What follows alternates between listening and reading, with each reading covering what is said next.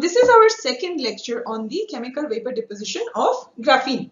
So what did we learn in the previous class? Briefly, we learned that number one, there can be different types of CVD reactors. Some of them have the entire CVD chamber heated and some of them have only the substrate heated.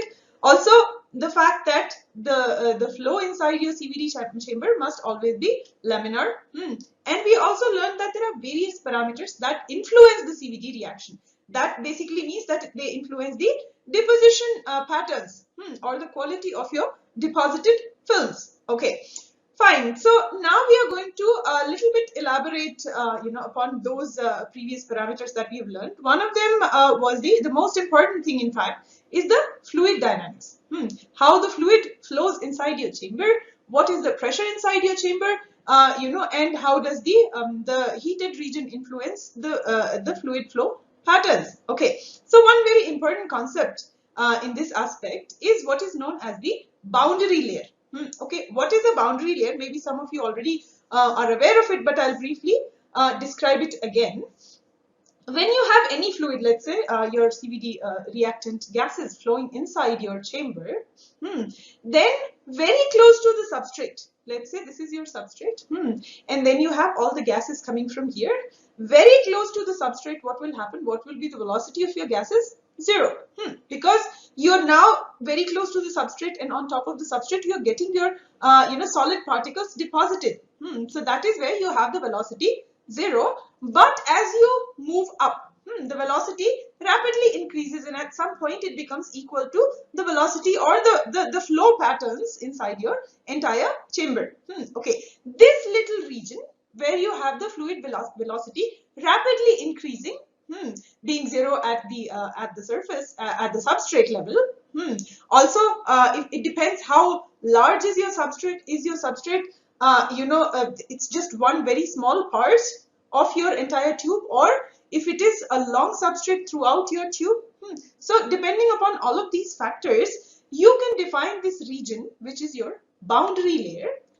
So here I will describe it with a diagram. So let's say this is your substrate, and this is L is the length along the substrate, and in that case you have this kind of velocity profile. So you know that very close to the substrate, let's say here, there your velocity is zero.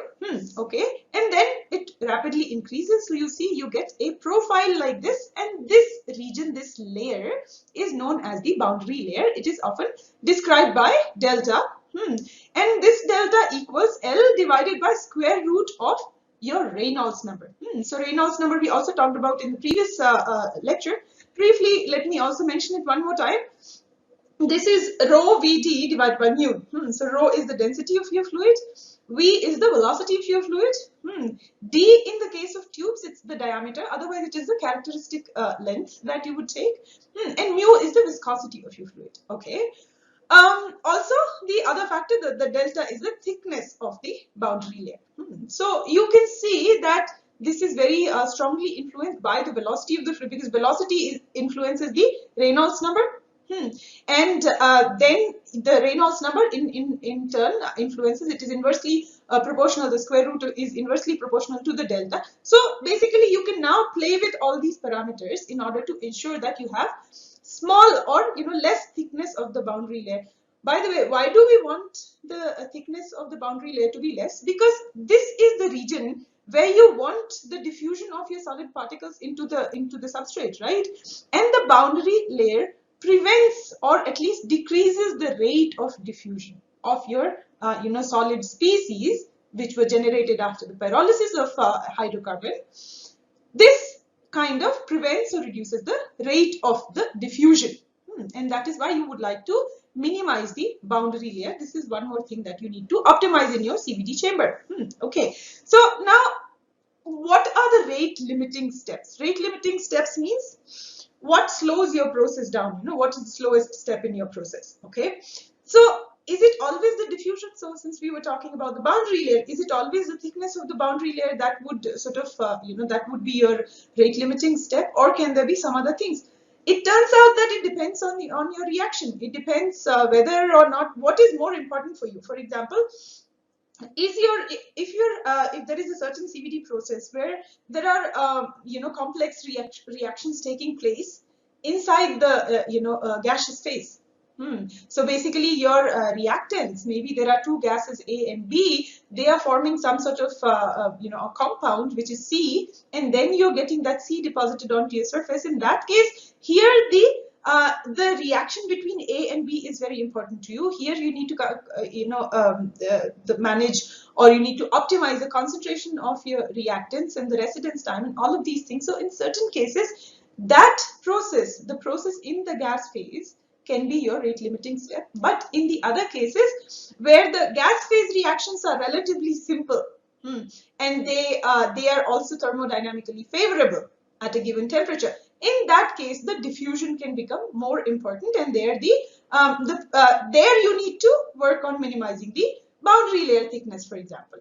Okay, so this is what I have also written here. So the first type, where I was saying that the reactions are more important, in that case what we call those kind of reactions, we say they are reaction rate limited or reaction kinetics limited. Okay, so these kind of processes are rather common in low pressure, low temperature type of CVD reactors. And also, of course, it depends also on the nature of the CVD process. Okay, so the idea is that if for any given reason the reactions that are happening in the gas phase are not rapid enough, then in that case that is your rate limiting step. The other type, as we already discussed, is the diffusion limited. So diffusion limited would typically happen in high pressure, high temperature cases, because whenever you have a thick boundary layer, then you will have the diffusion limited process. Okay, because that is your bigger challenge. That is what you need to sort. Okay, so as I already mentioned, then you can play with some of these Reynolds number parameters. What you can also do is well, generally you would like to, you can also play with the flow rate of your gases. So if you increase the flow rate, or if you increase also sometimes the concentration, in that case if you're increasing concentration, let's say of methane, even though the boundary layer is thick, but now there are a lot of carbon species that are produced, so the concentration of carbon species increases. So even if the diffusion rate is low, whatever the total number of carbon species that are reaching your substrate can be increased. What else can you do? You can also increase the residence time of the gases. So basically that depends on your reaction. You can play with these parameters such that you can minimize the effect of the boundary layer if you cannot get rid of the boundary layer. Okay. Some little tricks also you can play. For example, this one where you just tilt your substrate a little bit. So in that case, whatever is the influence of the boundary layer, that can be minimized. So these are some other tricks. That sometimes also you can rotate your entire substrate. Then in that case you can get the film deposited uniformly on different locations. So these are some of the things that you can do for again improving the uniformity of your film. Okay, so in continuation with that, let's now summarize what are the parameters that matter to us. Okay, temperature. I have not, this temperature is very important, but I have not discussed it in great detail. And there is a reason for that. I have not given you one specific temperature for graphene CVD. The reason for that is, number one, the parameters can slightly vary. The temperature can also slightly vary depending upon your catalyst, for example.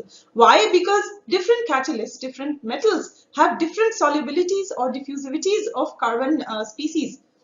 Okay, so depending upon that, you will have slightly different temperatures. You will also have different temperatures for the decomposition, the pyrolysis of different hydrocarbons. So we have mainly talked about pyrolysis of methane, but one can also use acetylene, one can also use some other, even benzene, many other hydrocarbons, even some liquid phase hydrocarbons like light alcohols and so on can be sprayed inside the CVD chamber, and you can also pyrolyze them and get some solid carbon from them. So this is something that that even liquid and solid hydrocarbons are pyrolyzed for various applications, for making different types of carbons.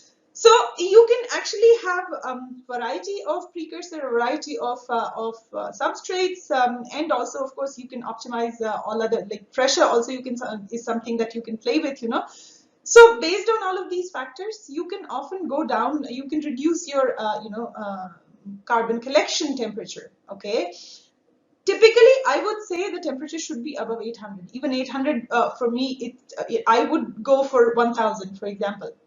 But in various publications, very low temperatures have been reported. So then you can look into those individual publications and also see what exactly is the morphology of the graphene that they are producing, in what quantity. So there are then different parameters. Everything becomes important there, and that's why I have mentioned the set of parameters that you can optimize. But you need to do it for your own system. And if you are trying to reproduce any method which has been previously used, then also you need to optimize. Then also you need to understand, do you have the same Reynolds number in your system that was also the in the other system, and so on. Okay, so this is the list of parameters that you need to optimize. One more thing that probably I did not discuss in detail is the defects or vacancies on your substrate. So let's say this is your, where is my substrate? Here. Okay, now there is a carbon species which falls onto it, which is actually, this is also this whether or not this carbon species stick to your substrate, with whether it is adhere to your substrate. This is defined by something known as the sticking parameter. And this sticking parameter basically tells you what is the probability of your particle sticking or adhering onto your substrate. Okay, now if your substrate has vacancies, so now let's say you have this carbon particle here, species, and then it migrates through your entire substrate. Now wherever it finds the right place to sit, if there is a vacancy, if there's a defect, that's where your carbon will go and sit.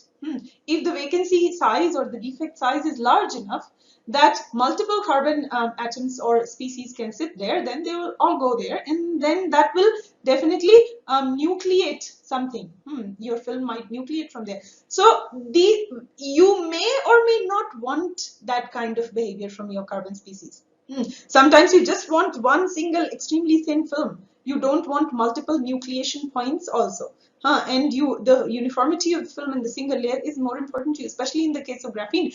In that case, you can use single crystal type substrates, or you can use polycrystal, depending upon what kind of film that you're looking for, and what is your ultimate application. Sometimes, in most cases, when graphene is produced on these metal substrates, what do you do after that? You often transfer the film. So I grow the film here and I transfer it onto another substrate, and that transferring can be done simply by by adhesion and peeling off. But you can also, because often the substrates, the catalysts are transition metals, they can be etched with acids. So you can also then perform the etching processes in order to remove your graphene layers and transfer them on top of the onto another substrate that is the desirable substrate for you. Okay, and in fact a lot of research is also going towards this direction, where the removal or the pattern transfer, the graphene transfer efficiency is people are trying to improve. What do you mean by transfer efficiency? That means that you should transfer your film without any damage, or without creating any cracks or defects and so on. Okay, so these are all the important parameters that you need to work with. So now let's talk also a little bit about our very specific reaction, the process. So what was the reaction? Again, this is the pyrolysis of a hydrocarbon. I told you that it's not just methane, you can also use various other hydrocarbons. Okay. And yeah, if you use another hydrocarbon, definitely the entire process is going to change, because even the decomposition behavior of that hydrocarbon is definitely different from that of methane.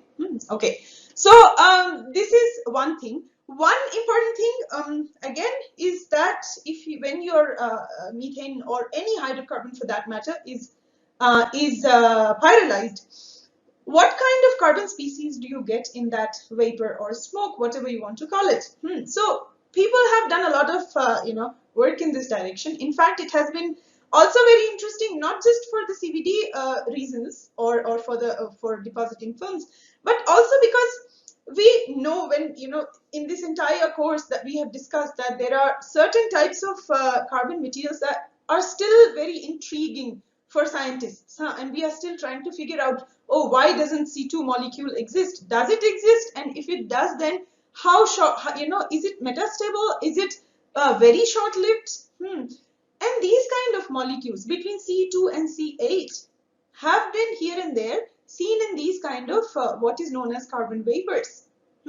Okay, people have also observed the presence of carbines. These are the linear chain-like molecules, we discussed that, which have sp hybridization. So whether or not they exist also people have been debating, and there has been also a lot of work where people have experimentally observed carbines. So these kind of the pyrolysis of methane or whatever is the product of your CVD, that is also very interesting for people to understand what kind of carbon species are generated in these systems. So one, it is not right to think that the only carbon species that you're going to get is atomic carbon. Now, often you would hear about atomic deposition of carbon, that is how graphene is generated, or any carbon material for that matter. Well, atomic deposition, of course, there are very small carbon species that are depositing on top of each other, but we don't have only carbon atoms or carbon radicals inside the system. That is something you must understand. You also should understand that methane at higher temperatures becomes less stable compared to benzene. So again, in the lecture where we talked about the pyrolysis of methane, then you remember that benzene, naphthalene, other aromatic compounds become more stable than graphene, because their enthalpy is then less positive compared to methane at higher temperatures. So I think above 800 or something like that. So at those temperatures, then you will also find some cyclization in whatever is being produced, from your methane pyrolysis. So that is why you will have a mix of all of these things inside your CVD chamber. It's not necessarily just solid carbon particles in their, atomic carbon particles and so on. Okay, fine. So yeah, there are various things that you can also then just learn about the methane pyrolysis or stability of various hydrocarbons, and then you will enthalpies of formation of various hydrocarbons. Okay, catalysts, that's the third important thing for us, that generally transition metal catalysts, we can also use carbon itself as the substrate that we have discussed before, but there are various metals again that have been tried, copper and nickel being the most common ones. And copper nickel, there is a reason. People have been studying carbon deposition on nickel for a very long time, and nickel seems to be a rather suitable metal that so there are also then mechanisms proposed. So for example, in the case of nickel, it is believed that carbon particles do go inside the surface a little bit and then they are precipitated out. If you can relate this to the formation of quiche graphite also, that's an interesting comparison, because also in the case of quiche graphite, what is happening is you have carbon precipitating out of steel when you perform the rapid cooling. So these are also, there is a precipitation of carbon, atomic carbon, from inside a metal. So in this particular case also, there may be carbon species, again not necessarily atoms, that go inside the nickel and then they are precipitated out. In the case of copper, it is believed that the reaction is more of a surface reaction, and that is indeed also the reason copper gives you thinner films, and that's why for when you want to make fuel layer graphene, often people rather select copper substrates. But various metals may have slight variations also when it comes to the mechanism of formation of carbon sheets. Okay. So what else? We also need to discuss again a little bit about the solubility of carbon. So I just mentioned to you that the nickel, the carbon particles or carbon species can go inside nickel and come out. This is what you know as the solubility. The diffusivity, another property. Diffusivity tells you how much how easily can carbon diffuse inside your metal. Okay, so these two properties become very important. Here I have again pasted these curves that I had shown you in the methane pyrolysis lecture. These are the solubility curves.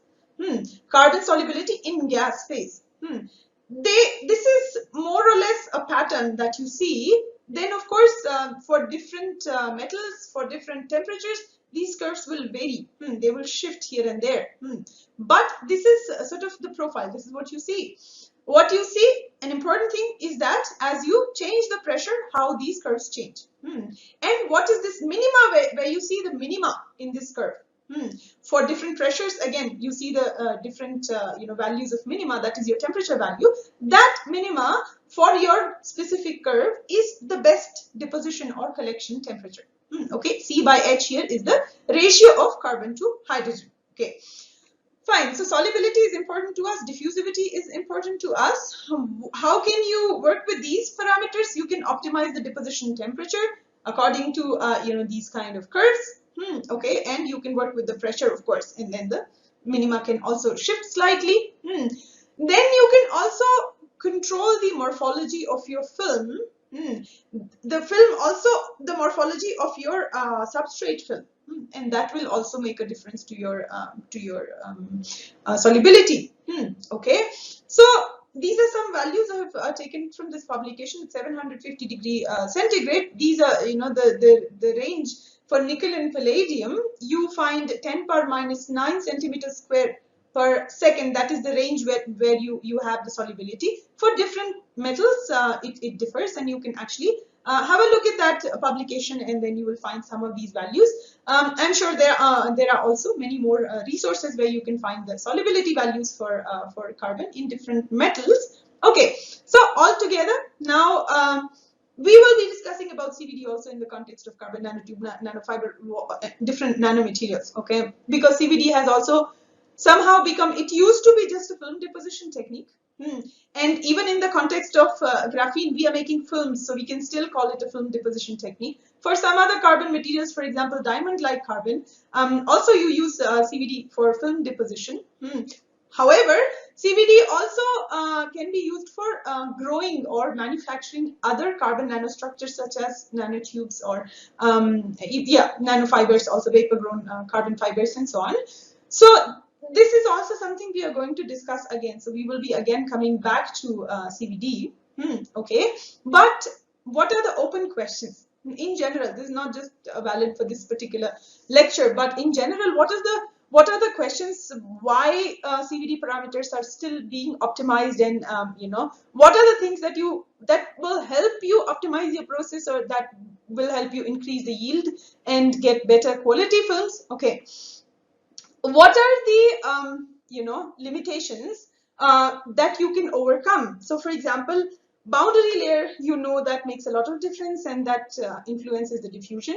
So what can you do to your substrate to overcome the boundary layer? Can you, for example, perform some microfabrication, some sort of patterning of the substrate that can actually help you overcome the boundary layer conditions? Can you somehow change the flow of the